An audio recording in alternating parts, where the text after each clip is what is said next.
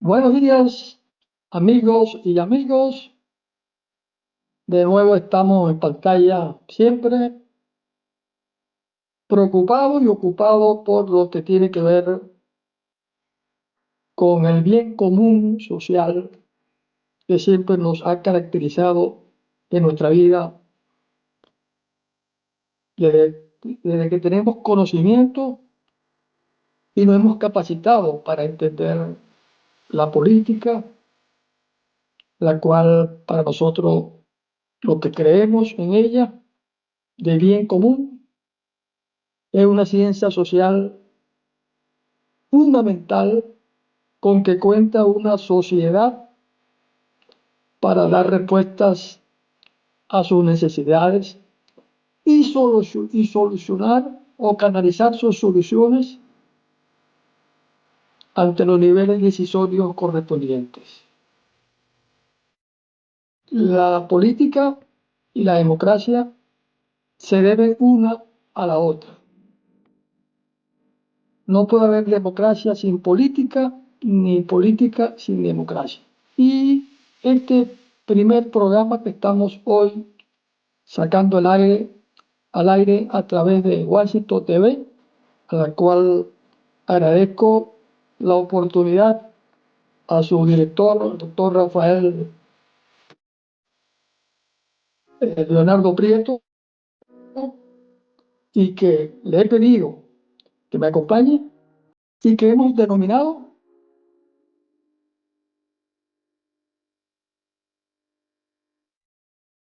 debate y consenso, porque de eso se trata la política, de debatir, de negociar y de lograr siempre un consenso en la búsqueda de soluciones a todos los problemas de la sociedad. Y a partir de hoy, todos los miércoles a las 8 de la mañana, a través del canal Washington TV, estaremos al aire haciendo análisis de esta materia. Mi estimado Rafael, gracias por la oportunidad y vamos a darle inicio pues a este debate civilizado de altura de lo que es la política y la democracia. Muchísimas Siempre con gracias. un carácter, siempre con un carácter, Rafael, de formación, de capacitación, aquellos que todavía no han entendido la razón de ser de la política y de la democracia. Muchísimas gracias, René. Oye, abriste un compás de cosas allí. De verdad que estoy muy contento, pues para mí no es la primera vez que comparto los micrófonos contigo, porque lo hemos hecho en muchísimas ocasiones en Puerto Ordaz, Venezuela, donde vivíamos. En Onda hubo un tiempo que compartimos Circuito Unión Radio, ¿no?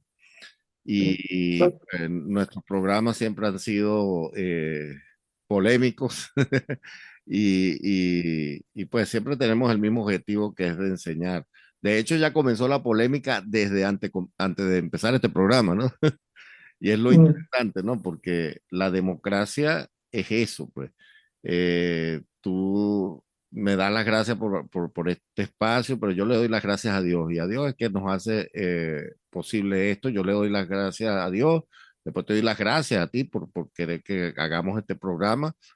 Eh, yo me encontraba medio renuente a hacer otro programa con otro ancla porque quería dar espacio para que mucha gente entre a Washington TV, ese es el objetivo, no es por más nada. Pero bueno, contigo la situación ha sido diferente porque tú te apasionas con los temas, te gusta y de verdad que uno puede hacer, aunque estemos lejos, aunque no estemos dentro del país, nosotros podemos hacer. Por supuesto que sí podemos hacer porque eh, mucha gente dice, bueno, no, yo estoy en Alemania y no puedo hacer nada por Venezuela. No, eso es mentira. Usted sí puede hacer. Y nosotros lo estamos demostrando. Tú estás en Texas, yo estoy en Washington, D.C.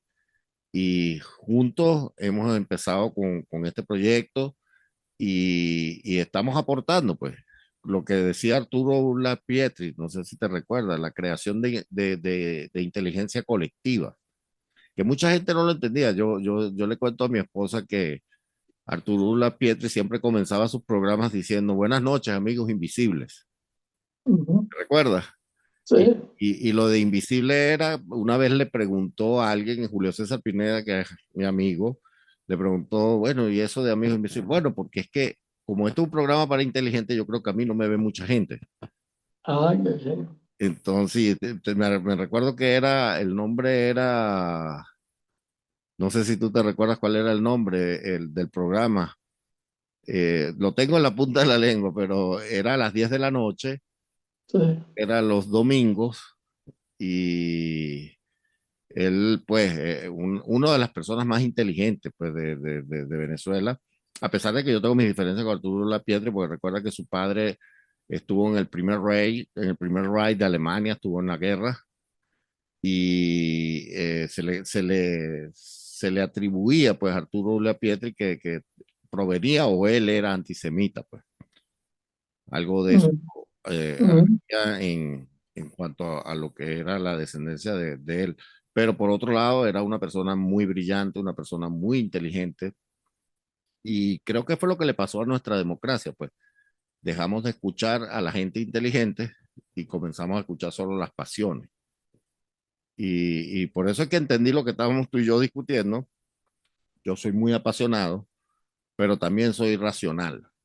Es decir, quizás tú me ves que en algún momento tengo una posición muy sólida, pero si entiendo que no es la posición correcta, la voy a corregir siempre, porque creo que eso debe ser lo que hablas tú de la política. La política para muchos, es más, sería interesante porque Roberto de Bris, no sé si te recuerdas de ese psiquiatra venezolano, judío, él también era muy amigo mío.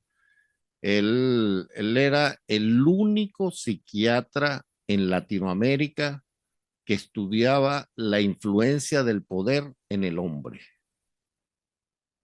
Incluso él trató a Chávez antes de asumir la presidencia y lo asesoró en algunas cosas, porque Roberto era una mente también brillante, casi como Arturo, y Roberto decía, no, es que cuando yo lo vi, yo sí inmediatamente sabía que él no iba a respetar nada de la Constitución. Roberto murió hace como unos 5 años, lamentablemente, pero Roberto decía que el hombre es una cosa como hombre y otra cosa con el poder encima. Y por eso es que es verdad que ujú, aquel refrán que dice, dale poder para que lo conozcáis, como dicen los maracuchos. Este, y de verdad que para muchos políticos, bueno, ¿por qué nombré a Roberto? Roberto lo nombré porque él hizo un estudio de conceptualización. En ese estudio él decía, ¿cómo determino yo cuál es el nivel de conceptualización que tiene una sociedad? Y hizo una metodología bien interesante, porque él hizo la metodología de que si él le preguntaba a un adulto, le preguntaba, dame en una palabra qué significa esto, esta palabra, y la persona adulta lo respondía en 3 segundos o antes, quiere decir que esa persona manejaba el concepto de lo que significaba esa palabra. Voy a poner un ejemplo. Amor, vida. Yo respondo vida. Entonces, quiere decir que yo entiendo que el amor es vida y la vida tiene muchísimas, es una cosa muy amplia. Cuando él hizo este estudio también lo llevó hasta los niños. Los niños debían responder antes de 5 segundos. Niños, te estoy hablando de 6 7 años en adelante. Entonces él decía que la sociedad colombiana manejaba alrededor de 60 conceptos. Una sociedad en desarrollo debería manejar no menos de 50 a 55 conceptos. La sociedad venezolana, cuando él hizo el estudio, ¿sabes cuántos conceptos manejaba? 7. Y de los 7 conceptos, 4 los manejaba erróneamente. Y yo hice esta prueba en mi estudio para el doctorado de ciencias sociales. Yo di clase, tú lo sabes, a 3.000 y pico de personas en no violencia, en todo el país, en cárceles, en muchísimos sitios, y yo siempre hacía esa prueba. para poder documentar mi tesis, pues. Y a mí me llegó a responder niños, te digo, en Caracas, en La Vega, que yo le decía, ¿qué significa tolerancia? Y me decían, pegarle al otro. ¿Qué significa amor? Tener relaciones con alguien. Sexo, decían, pues trataban de darlo rápido. Entonces, ¿por qué quiero llevar esto? Porque cuando tú le preguntas a un político de profesión venezolano, ¿qué es la política? Podemos comenzar a hacer ese estudio. Para mí la política es administración. La política puede ser justicia. La política puede ser vida. Entonces, cuando tú no manejas el nivel de conceptualización, tú le preguntas a un político tradicional venezolano, no todos, pero sí algunos de esos. Yo me recuerdo que tuvimos un alcalde allá en Caroní, que ese alcalde, no, su casa era un desastre, Briceño se llamaba ese alcalde, era un desastre, y no administraba a su familia, porque, y esto te lo estoy diciendo por personas que eran cercanas a su familia, pues. Y él era un desastre en su familia, y después fue a administrar el municipio. ¿Tú crees que él podía ser diferente a lo que hizo en su casa?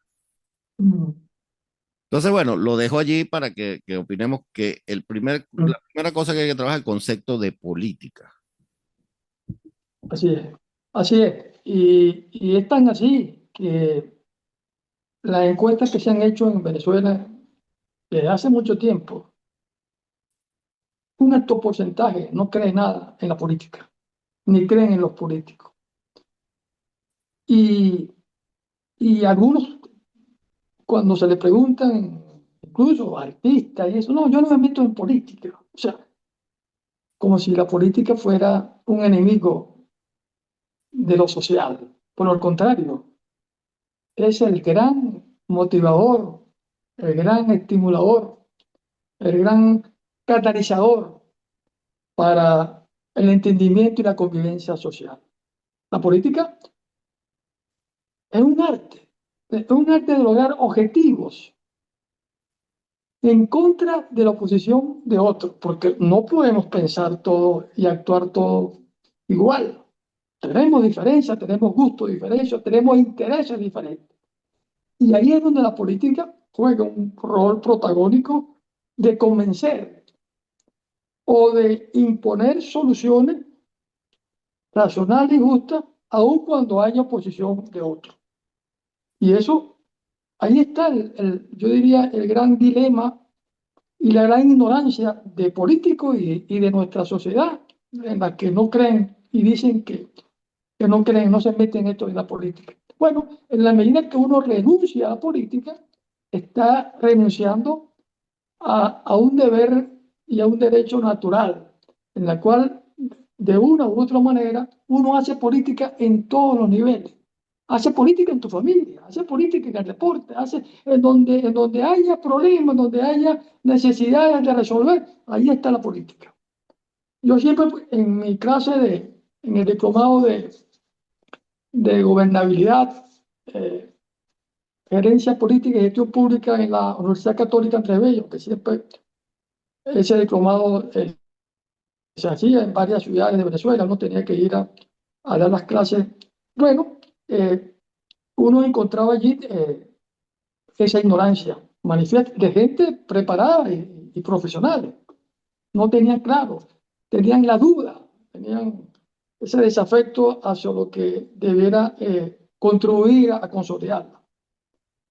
Y bueno, ahí está parte de esa falencia estructural que si no somos capaces de entender, de reconocer que tenemos esa falencia de desvalorización de, de la razón de ser de la política, bueno, estamos renunciando a algo tan sagrado, porque tiene que ver todas nuestras relaciones humanas están impregnadas de política, por una necesidad humana, porque siempre vamos a tener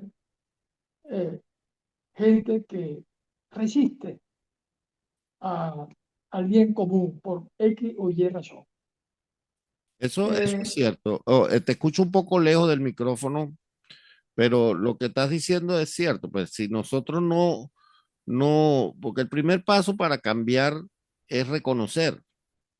Y yo creo que eso es lo que nos ha faltado en Venezuela. Yo siempre hablo como sociólogo que en Venezuela hay varios mitos que tenemos que romper.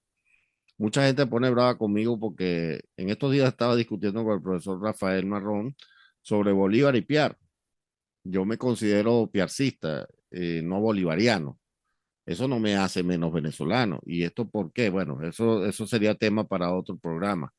Pero nosotros tenemos que entender que como hemos venido asumiendo la política, no ha sido la forma correcta. Y esto lo digo ¿por qué? Porque la historia es el laboratorio mejor, o el mejor laboratorio es la historia. Porque el hombre lamentablemente es el mismo, es el animal, el único animal que se tropieza con la misma piedra, no dos veces, sino tres, cuatro y cinco veces. Y cuando nosotros vamos a revisar la historia de nuestros presidentes, comenzando extrayendo a Bolívar, que fue realmente el primer presidente, eh, eh, vamos a estudiar a Páez. Páez tuvo tres presidencias en diferentes tiempos de etapas de la República, pero Páez se categoriza por una de las presidencias más corruptas de Venezuela. Y cuando tú sigues avanzando, te cruzas con José María Vargas. José María Vargas era totalmente diferente. De hecho, Bolívar le encomendó a Vargas que fundara lo que es hoy la Universidad Central de Venezuela, de la cual es tu alma mater. Y él se dedica a eso. Pero, ¿por qué quiero pasear por aquí? Porque si tú analizas cada presidente que tuvo Venezuela, cuando llegas a los Monagas, eso fue un desastre. Los tres Monagas fueron un desastre. Entonces, cuando tú vienes a sacar la cuenta de todos los presidentes venezolanos y las presidencias, incluso yo soy uno de los que dice pues, en vez, la gente escuchó a Bolívar, pero en la forma contraria. Bolívar murió muy decepcionado con su pueblo, porque su obra se la destruyeron eh, de dos pincelazos entre Páez y Santander, uno y otro por cada uno por sus apetencias particulares, no pudieron ver lo grande que veía Bolívar, una nación del tamaño tan grande como los Estados Unidos. Y yo creo o bueno, para redondear la idea, tú ves muchas de las familias que se hicieron millonarias en Venezuela fueron porque tenían relaciones con el gobierno de turno. Y esto lo puedes buscar en la historia. Yo tengo cómo demostrarlo históricamente, que a algunas familias se le dieron créditos blandos, se le dio condiciones especiales, se le dieron concesiones de radio, de televisión, y estas familias se hicieron millonarias e incluso se adueñaron de la industria venezolana y nunca existió el libre mercado porque las mayonesas eran cuatro marcas y las cuatro marcas eran de cuatro amigos o cuatro familiares. Y los precios los ponían en una mesa comiendo un domingo. Entonces, ¿por qué hago toda esta extracción? Porque yo considero que a los venezolanos nos llegó el momento, los pueblos cambian con varios eventos. Uno es con una gran guerra. Dios libra a mi pueblo de una gran guerra. El otro es por una gran crisis.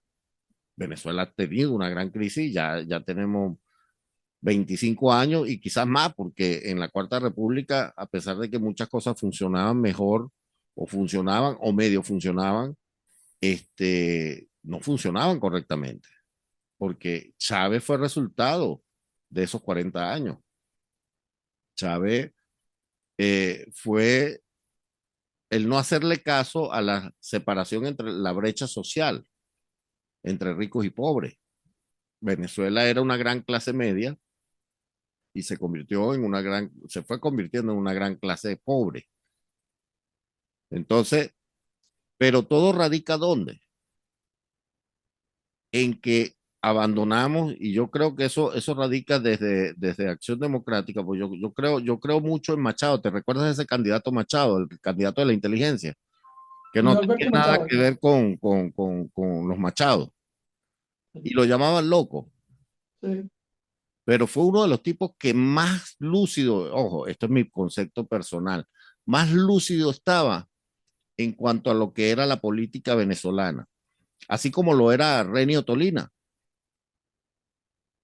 Renio Tolina también tenía una visión de la Venezuela que quería y una visión de la Venezuela que estaba.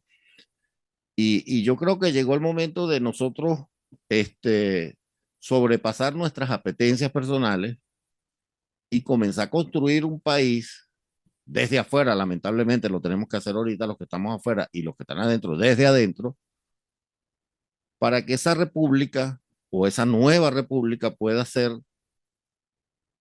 tan grande como podamos nosotros hacerla grande, y tan honesta como podamos nosotros hacerla honesta. Pero lo que nos mató, y fue aquello que te quería redondear, de que Bolívar se le escuchó, pero inversamente, es que Bolívar dijo en uno de sus pensamientos que el amiguismo era una de las grandes deformaciones, pues, de estar en puestos de la política. Pues, de hecho, la corrupción, el tráfico de influencia es corrupción.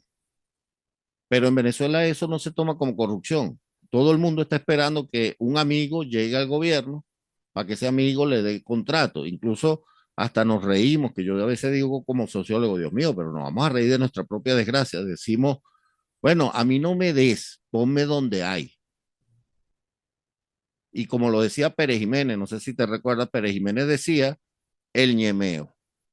Todo el mundo está por el ñemeo. ¿El ñemeo qué era? No es ninguna grosería, ojo. El ñemeo, él se refería, era que si mandaban a hacer un contrato, bueno, ¿cuánto hay para mí? Entonces, Venezuela es hoy parte de lo que es por culpa mía. Y es la reflexión que yo quiero hacer. no, no, y lo comparto absolutamente. El problema, la causa estructural del problema son los venezolanos. Sí. Yo me considero culpable de lo que Venezuela no es hoy, sin Porque compararme con nadie por lo que haya podido hacer, pero yo asumo mi responsabilidad. así es. Y Rafael, fíjate bien, y la prueba evidente de lo que estamos hablando, de manera sacando toda la pasión, todo ese nacionalismo que a veces aflora en los análisis como que hay toda una república muy buena.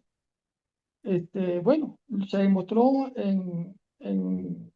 con la elección de Chávez, donde todos los todos los medios de presión, los poderes a través de la comunicación social y el pueblo se decidió por la peor opción que ha podido escoger, a sabiendas de que allí no había estructura Pero es política, no que, había estructura democrática, ahí no había capacidad profesional, gerencial, para tú sabes que imaginar yo creo, que lo que decía a nivel de discurso ujú, podía ser viable. Entonces, pero eso es yo creo que lo ignorancia. que pasó es que el pueblo eligió a quien se le parecía más al pueblo.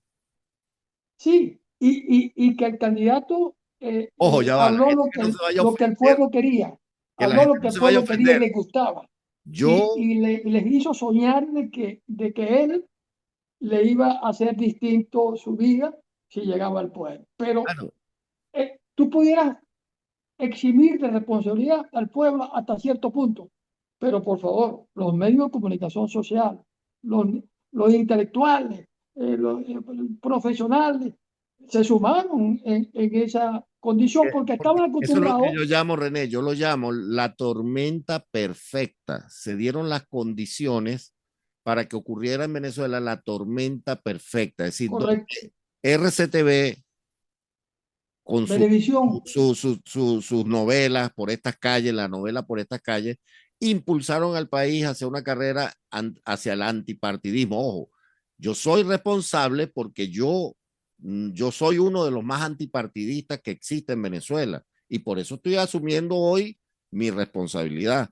Yo creo que el Y antipartidismo no déjame me decirte, justifica Leonardo, mi ser antipartidista porque los que están dentro de los partidos hagan las cosas malas, sino que es lo que tú sí, decías, yo tengo que participar dentro de los partidos porque si yo no participo, alguien peor que yo lo va a hacer.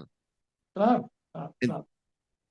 Y fíjate, Leonardo, que es tan así, que uno se pone a analizar hacia atrás los comportamientos. Dos ejemplos, esto que tú acabas de decir es verdad. Mira, los productores de novelas de la radio eran de izquierda Uh -huh. y por ahí salían los programas creando ese estímulo antisocial, Y antipartido, antisistema, ¿entiendes? Que hoy son mucho famosos y eso.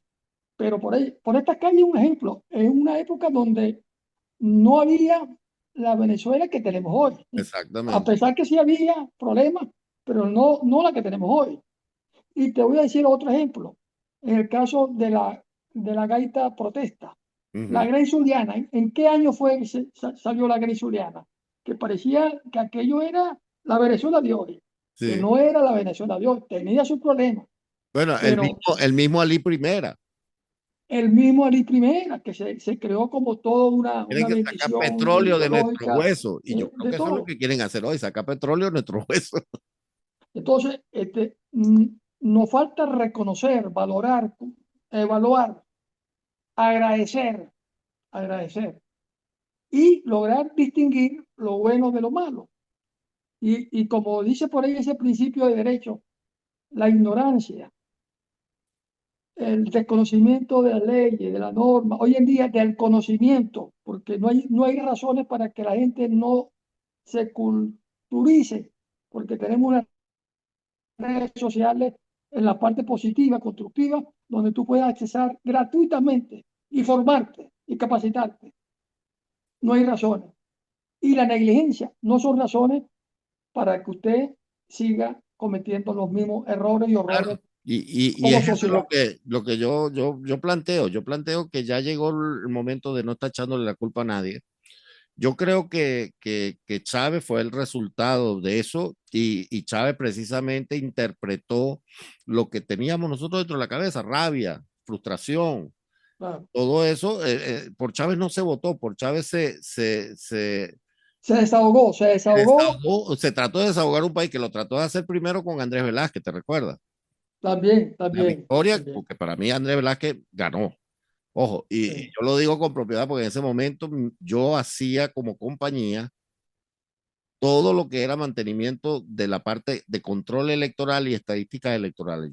Tenía técnicos en muchos estados y Andrés Velázquez iba ganando hasta las 10 de la mañana. Después se fue la luz y cuando vino la luz apareció otro. Pero bueno, esto como un comentario. Pero volviendo al tema, los venezolanos tenemos que entender que el problema no es Chávez, que el problema no es Maduro, que el problema no es Diosdado Cabello, que el problema no es Capriles, que el problema no es Rosales, el problema soy yo. Así es. Estoy de En acuerdo. ese momento, y ojo, yo quiero yo me parezco a Chávez. Cuando Chávez puso los ojitos y todo eso, yo como sociólogo, yo dije, oye, esa propaganda si tú la inviertes, es como que, sí, yo tengo a Chávez dentro de mí, ojo, en mi comportamiento. Y yo lo digo como, pues, para yo poderme venir a este país, yo tuve que pagar para sacar el pasaporte. Yo me recuerdo que me prestaron plata y pagué como $250 para sacar el pasaporte. Para tú sacar un documento en Venezuela, tú tienes que pagar. Para tú tener algo que te corresponde por ley, tienes que ser amigo de otro. Entonces, los venezolanos hemos aceptado la corrupción como algo, no como una parte del sistema, sino como el sistema. La corrupción se convirtió en el sistema. ¿Y la corrupción dónde está, señores? La corrupción no está dentro del Ministerio de Transporte y Comunicación. La corrupción no está dentro de Miraflores. La corrupción no está dentro de la alcaldía o dentro de la gobernación. La corrupción está dentro de uno. Porque si uno se opone a la corrupción, porque a mí me dio vergüenza ajena cuando el presidente Trump emitió aquel tuit que decía que los de oposición son unos losers, unos perdedores, para los que no entienden inglés. Entonces, eso más que me molestó, por supuesto que sí, pero más que molestarme yo con el presidente Trump, me hizo entrar en una conversación, como decía Aristóteles, con mi yo. Déjame conversar con mi yo. Y yo digo, bueno, ¿he hecho lo suficiente para que mi país cambie? Yo creo que no. Y es el mensaje que le quiero dar a la gente. Es decir, Sí. queremos un mejor país, queremos un país con libertades, queremos un país bueno. Bueno, yo creo que tenemos que comenzar ese cambio desde adentro, no desde afuera. Así es, así es. Tenemos que reivindicar la política de bien común, porque una cosa es política y una cosa es politiquería. Una cosa son políticos y una cosa son los politiqueros, Uh que -huh. hay que diferenciar muy bien, porque eso también una costumbre que tenemos inoculado allí en nuestra mente cultural venezolana, que nos gusta meter en un mismo saco a todos. O sea, si alguien es corrupto, entonces todo el mundo es corrupto. Claro, Eso es el que obliga, por ejemplo, ese dicho que dice, el que no es corrupto, que tire la primera piedra, cuestión es esa. No, no, no. A mí no me metan en ese baúl, porque yo no soy corrupto. Yo pasé la prueba yo mismo, porque la prueba de la corrupción hay que pasarla con uno mismo, con su conciencia, no con lo que digan los demás, es con uno mismo. Y claro, ahí pero está lo ahí que tú tú decías tienes al que entrar principio. en la definición de qué es corrupción y aceptar que la corrupción tiene distintos niveles.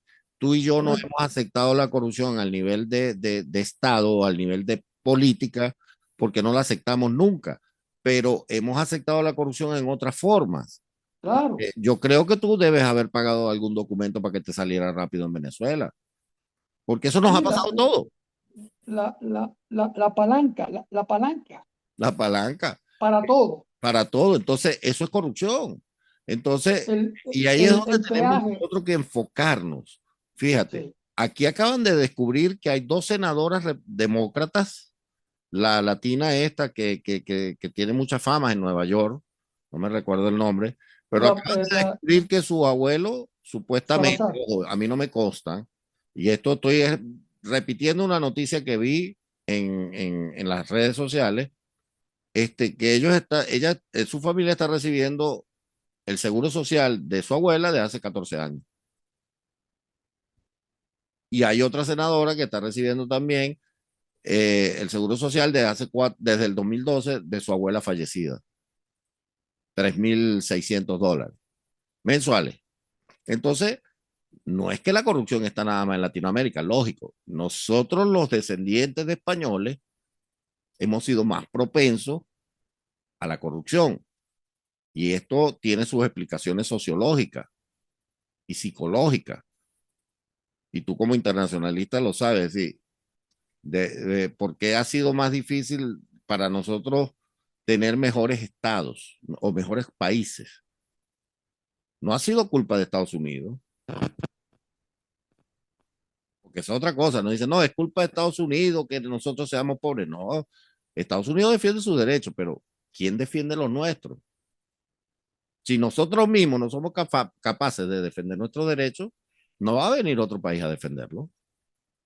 Sí. La solución somos nosotros Sí, señor. Somos el problema y somos la solución. y somos la solución, Pero como debe también tenemos ser. que entender que somos parte de la solución, porque tenemos Claro.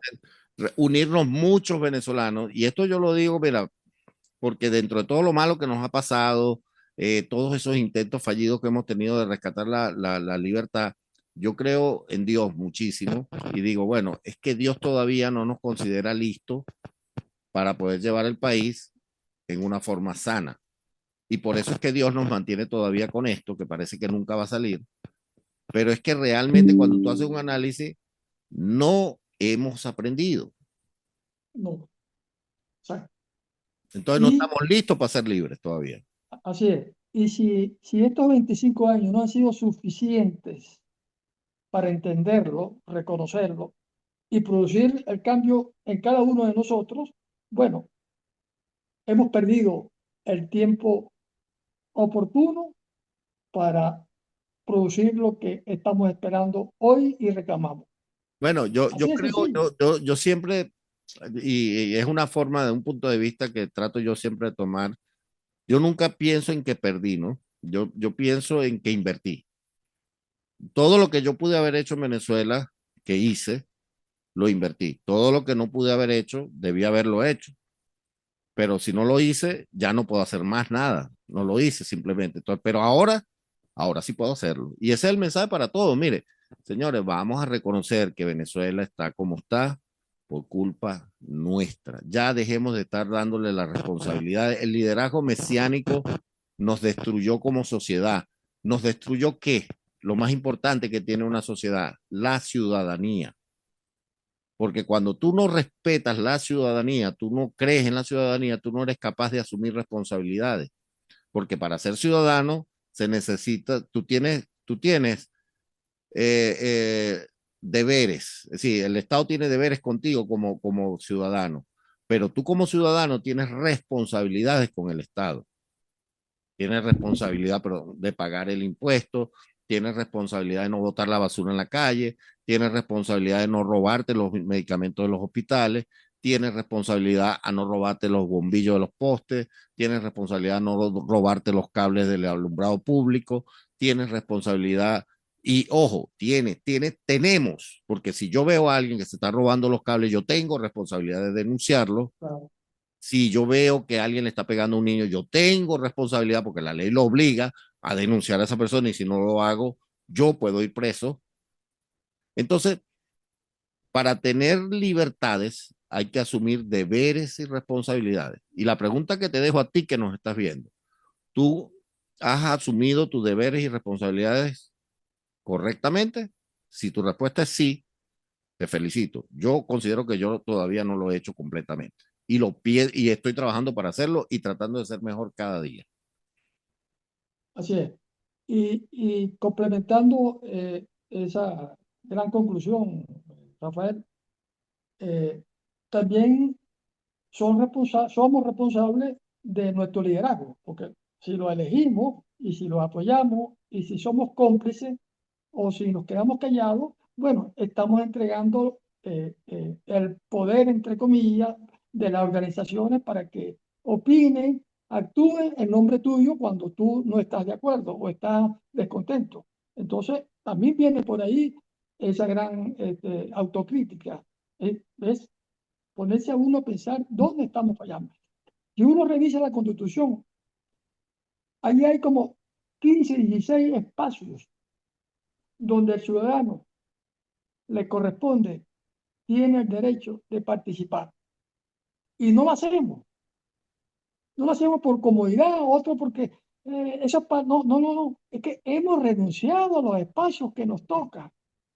Y cuando tú no los ocupas, vienen otros que sí tienen otras intenciones diferentes a las tuyas y a la razón de ser, a la transparencia, a la buena gobernabilidad y los ocupa. Y no lo hace. Entonces, entonces, ese cambio de cultura tiene que comenzar, como yo decía en estos días, de nosotros, de abajo hacia arriba. Porque si lo de arriba, y ponía el ejemplo yo en estos días en una conferencia, de que en la filosofía de calidad total, cuando llegó a Sidor, donde todas las decisiones las tomaban la junta Nos queda un directiva, el minuto, ¿eh? presidente, la alta gerencia, y los de abajo, los que hacían el trabajo, los que tenían el conocimiento de la falla, de los problemas, no participaban. ¿Qué hizo la filosofía de la calidad total? De Ishikawa, que es la que nosotros asimilamos en esa oportunidad. Bueno, invirtió esa relación. Es de abajo donde debe salir la planificación, y abajo hacia arriba, los jefes de unidades, los departamentos, las divisiones, la gerencia general, y eso va subiendo y cada quien se va incorporando y va asumiendo responsabilidades de sus deberes que tiene que hacer en la organización. ¿Y cuáles son sus compromisos? ¿Cuáles son sus metas? Ellos mismos tienen que fijar sus metas. No que el de arriba te diga, no, tú tienes que cumplir el 90%. Pues yo te digo, pero ¿cómo lo voy a cumplir? Si no tengo trabajadores, si no tengo las materias primas. O sea, entonces, ahí está ese cambio. En política es lo que estamos nosotros también en este momento invocando que ese cambio tiene que ir de abajo hacia arriba. Y es ahora, es el momento, no es mañana. El momento. Es un cambio generacional. Hay que destruir ese hombre nuevo que quiso construir el chavismo, porque ese hombre nuevo, pues lo viste como la espada de Bolívar por toda América Latina, que es el Tren de Aragua. Ese es el hombre nuevo que decía el chavismo. Es el producto, pues, de no asumir responsabilidades, y comenzando por los padres de esos muchachos. Los padres de esos muchachos, porque la familia es la primera forma de gobierno. Bueno, muchísimas gracias, René. Se nos acabó ya el tiempo. Sí. Gracias por esta oportunidad. Bueno, el próximo programa, el tema, vamos a hablar de la migración, el deber ser de la migración, cuál es su causa y cuál es su efecto. Perfecto. Muchísimas gracias. Hasta luego. Hasta luego.